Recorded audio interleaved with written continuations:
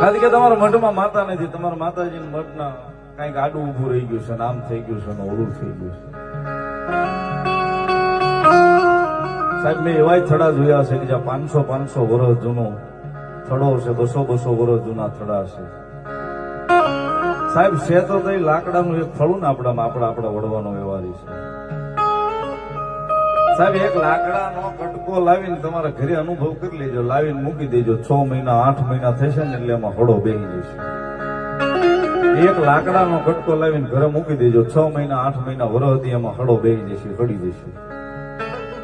સાહેબ આ ધર્મના પોટલા ધોરમના ઘડીમલા મારા તમારા વડવા મને તમને દઈ ગયા 8 પેઢીઓ વહી ગઈ, હજી એમાં હળો નથી બેહવા દીધો માતા. એટલે કેમ સાહેબ એમાં માતા નથી?